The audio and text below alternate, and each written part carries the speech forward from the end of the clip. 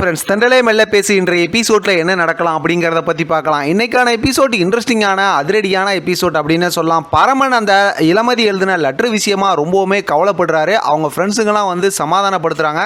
இருந்தாலும் பரமன் ரொம்பவுமே எமோஷனல் ஆகி இந்த மாதிரி இளமதி பேசிட்டாங்களே அப்படின்னு சொல்லிட்டு உடனே சாராயம் குடிக்கணும் அப்படிங்கிற மாதிரி சொல்லிட்டு அங்கேருந்து அப்படியே கிளம்புறாங்க. இவங்களாம் இந்த மாதிரி குழப்பமாக பேசிக்கிட்டு இருக்கிறத பின்னாடி இருந்து பார்த்துக்கிட்டு இருக்க ரஞ்சிதம் உடனே கலாமாகிட்ட ஃபோன் பண்ணி ரொம்ப சந்தோஷமாக பேசிக்கிறாங்க. நம்ம போட்ட திட்டம்லாம் பழிச்சிருச்சுன்னு. அடுத்து பரமன் அவங்க ஃப்ரெண்ட்ஸுங்களோட சாராயம் குடிச்சிட்டு ரொம்ப எமோஷனலாக பேசி நான் போய் இது விஷயமா கண்டிப்பாக இளமதி கிட்ட கேட்பேன், ஏன் இந்த மாதிரி சொன்னாங்கன்னு அப்படிங்கிற மாதிரி சொல்கிறாங்க. அவங்க ஃப்ரெண்ட்ஸுங்கெல்லாம் சமாதானப்படுத்துகிறாங்க. இருந்தாலும் பரமன் வந்து ரொம்ப கோவப்பட்டு நேராக இப்போ இளமதி வீட்டுக்கு போய் பார்த்தா இருட்டாக இருக்குது. ஆனால் சத்தம் போட்டு எல்லாத்தையும் கூப்பிட்றாங்க. அப்புறம் லைட்டு போட்டு எல்லாருமே வந்துடுறாங்க. இந்த பக்கத்து பார்த்தோம் அப்படின்னா லீலா, அதே நேரத்தில் அவங்க பொண்ணு மைனா இருக்குல்ல அந்த ஜால்ரா, இன்னொரு நல்ல பொண்ணை காணா இன்றைக்கி, அவங்களாம் இருக்காங்க. இந்த பக்கத்து பார்த்தா பெருசு காந்திமதி இளமதி எல்லாம் வந்துடுறாங்க. இப்போ பரமன் வந்து பேசான பேச்சு பேசுகிறாரு. ஆனால் இதில் என்ன விஷயம் அப்படின்னு பார்த்தோம் அப்படின்னா, பரமன் வந்து பேசுகிற எல்லா விஷயமே வந்து கொஞ்சம் புரியாத மாதிரியே பேசுகிறாரு. ஏன் இந்த மாதிரி பண்ணுற, நீ நான் பழகுனதுனால தானே நான் அந்த மாதிரி சொன்னேன், நான் சொன்னதில் என்ன தப்பு இருக்குது, நீ உன் மனசில் இருக்கிறத சொல்ல வேண்டியதானேன்னு சொல்லிட்டு ரொம்பவுமே சூப்பராக, உண்மையிலுமே என்ன சொல்கிறதுனே தெரில, அந்த அளவுக்கு சூப்பராக இந்த கதையை கொண்டு போய்கிட்டு இருக்காங்க. பார்க்க அவ்வளோ சூப்பராக இருக்குது.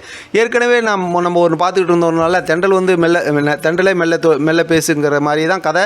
தென்றல் வந்து மெல்ல தொடும்னு சொல்லிட்டு முன்னாடி ஒரு கதை இருந்துச்சுல்ல, அந்த கதை மாதிரி செம்ம சூப்பராக கொண்டு போய்கிட்டு இருக்காங்க. இதெல்லாம் பிரச்சனை நடந்துகிட்டு இருக்கும்போது இப்போ காந்திமதி நேராக கலாமாவுக்கு ஃபோன் பண்ணி சொல்லிடுறாங்க. இப்போ கலாமா வந்து பதறி போகிறாங்க. ஏன்னா அந்த லெட்ரு விஷயத்தை எதுவும் சொல்லிடுவாங்களோன்னு சொல்லிட்டு ரஞ்சிதா நான் போகிறேன்னு சொல்கிறாங்க. இல்லை நானே போய் நேரில் பேசிட்டு வரேன்னு சொல்லிட்டு கலாமா அங்கேருந்து கிளம்பிடுறாங்க. இங்கே பரமன் வழக்கம் போல் இளமதி கிட்ட பேசிகிட்டு இருக்காங்க. இளமதி பாவம் குழம்பி போய் என்ன சொல்லு, எனக்கு ஒன்றும் புரியல பரமா அப்படின்னு தான் கேட்டுட்டு இருக்காங்க. கடைசியில் பார்த்தோம் அப்படின்னா உண்மையை சொல்லு அப்படிங்கிற விஷயத்த கலாமா வந்ததுமே தெரிஞ்சுக்கிறாங்க.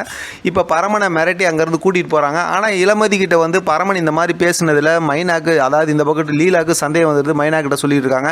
இப்போ பரமனை வீட்டுக்கு கூட்டிகிட்டு போனதுக்கப்புறம் பரமன்ட்ட சொல்கிறாங்க, அவங்க வீட்டில் என்னமோ நடந்துட்டு போகுது, அதுக்கு கல்யாணம் நடக்கிற நேரத்தில் இந்த மாதிரி நீ பண்ணலாமா பரமா அப்படின்னு சொல்லும்போது பரமன் வந்து அவங்க என்ன லெட்டர் எழுதுனாங்க தெரியுமா அப்படி இப்படின்னு சொல்லி பேச ஆரம்பிக்கிறாங்க. இருந்தாலும் கலாமா அப்படியே பேசி சமாளித்து பரமனோட வாயை மூடிடுறாங்க. இப்போ அவர் வந்து சாராயம் குடிச்சு அந்த மயக்கத்தில் இருக்கிறாரு.